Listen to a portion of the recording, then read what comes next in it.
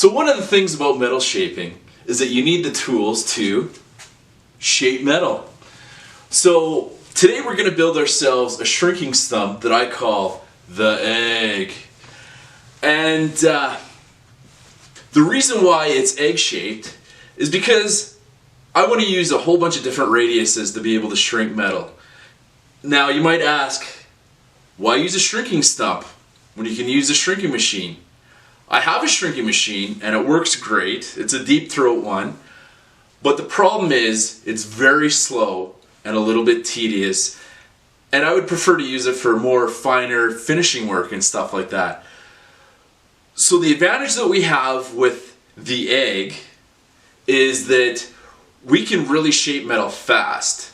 We can rough it out, which is kind of my style. I like to really rough things out, get it to kind of the shape that I want, and then fine tune it after. So this is what we're going to do. So watch till the end of the video, and I've got a demonstration of what we did, and enjoy how I made the egg. What you're looking at here is a 3D rendering that my wife did for me in Rhino.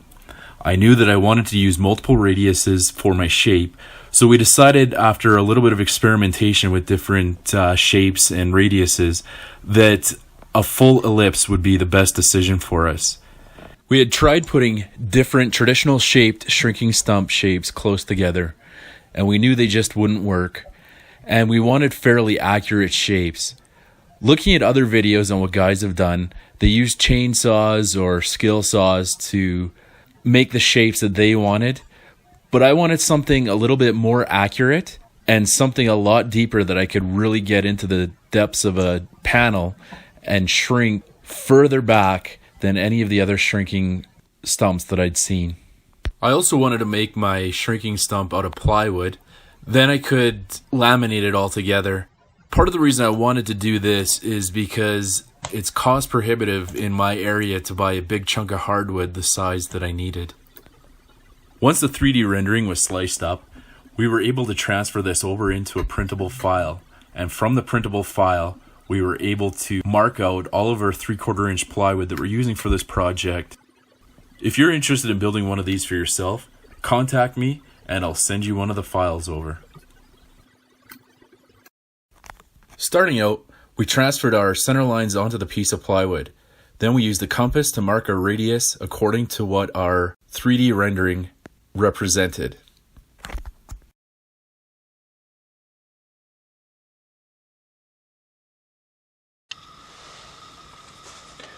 We're at piece number 5.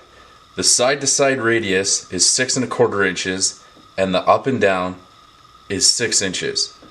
With the compass we draw each radius, then we use a Sharpie to draw a curve that becomes the average at around 45 degrees.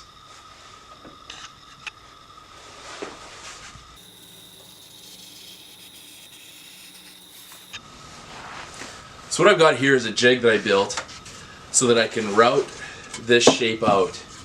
So I'm going to start by putting everything into the jig, and then I'm going to route to about the middle, back off, come out, and do the other side. Then this way I'm always pushing, because I'm going to have downward force on this anyway as I'm routing my piece.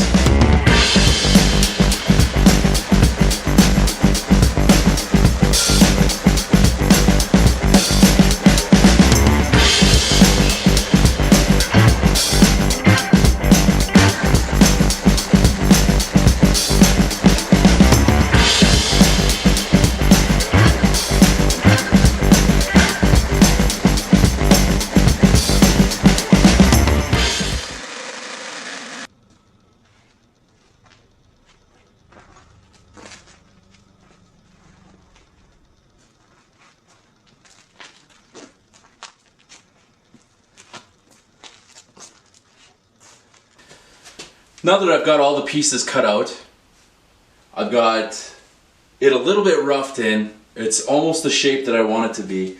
I took the die grinder and kind of smoothed this in so the transitions were a little bit better. Now we've got to glue it.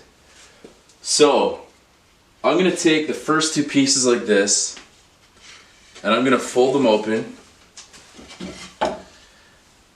I'm going to try and get quite a good coating of glue on here. We want to glue both sides of our pieces and then mate them together.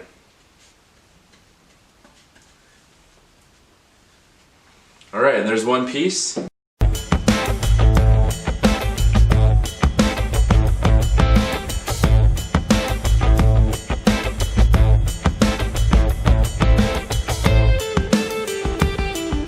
The next thing I want to do is you want to take your two pieces, you want to line them up, fold them over, try to line them up where they're supposed to be. And I'm trying to shoot this at a slight angle. And the reason why I'm doing that is because at slight angles, they'll hold a little bit better, because then it'll give it a little bit more rigidity.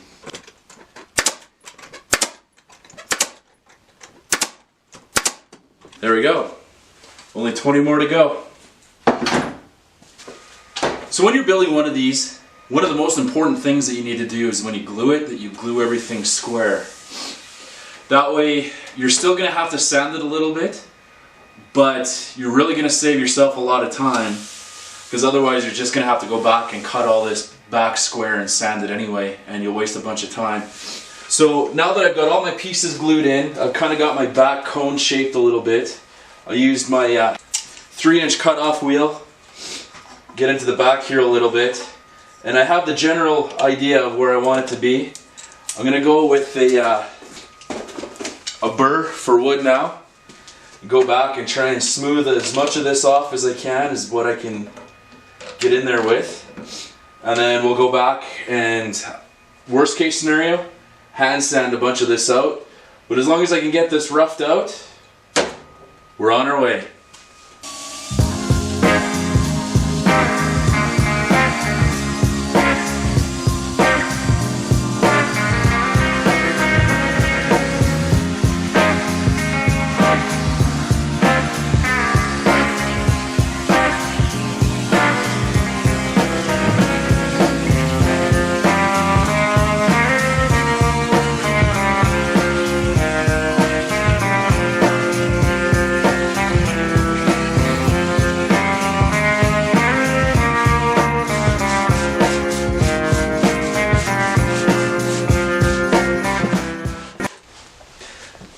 Now that we've got our egg-shaped stump completed, it's time to put it to the test.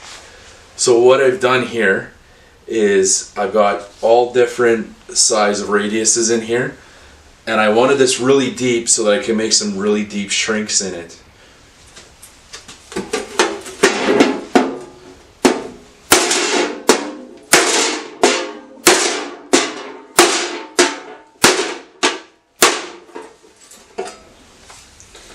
So you can see that we're starting to get a big crown in our panel.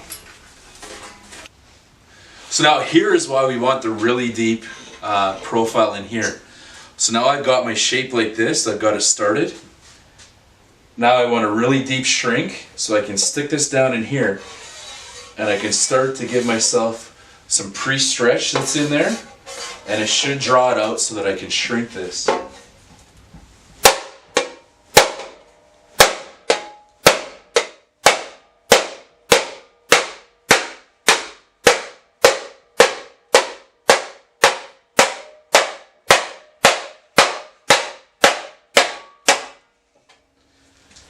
Now you can see how I'm starting to get this shape that's on here.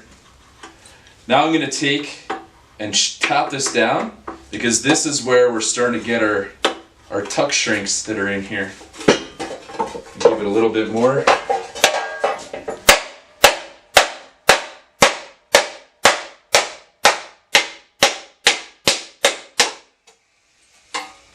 See, now that's really starting to get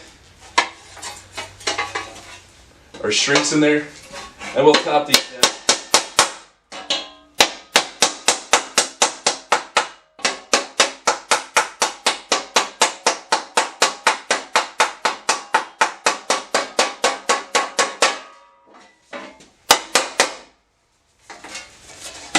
Now you can see how our panel's rolled over. We're starting to get our shrink working in here. So I want to try and stretch this out a little bit and give ourselves a little bit more of an area. Now I've got some shrinks going on in here. Now this would be good for like doing a tank, like for a Harley, get some, or some headlight pods, something like that. Or if we wanted to, we just use the shorter side of the shrinker just to start to get a panel working for us.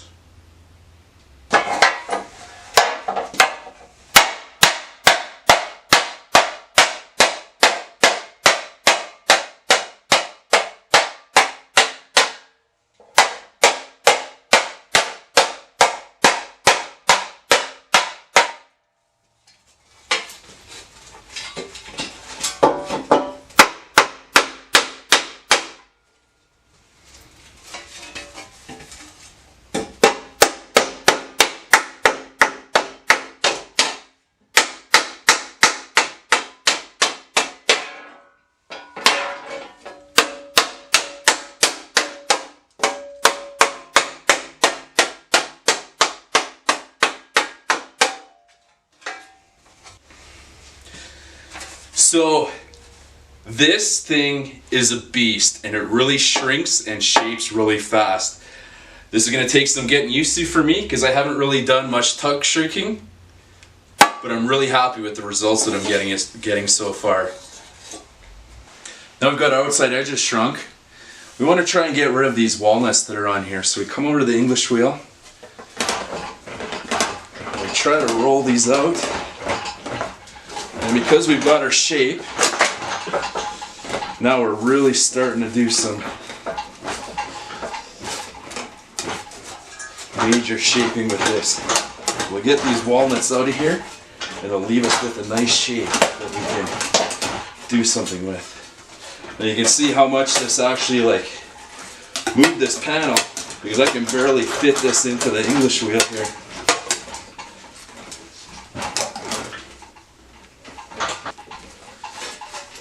Oh, this makes it so fast now. Unbelievable. I'm really happy with this.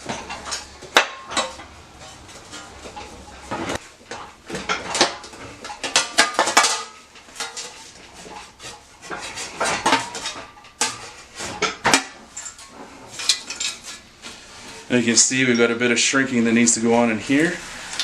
How smooth this actually made this. I got a little bit of a low spot in here, so I can run the wheel over it a little bit.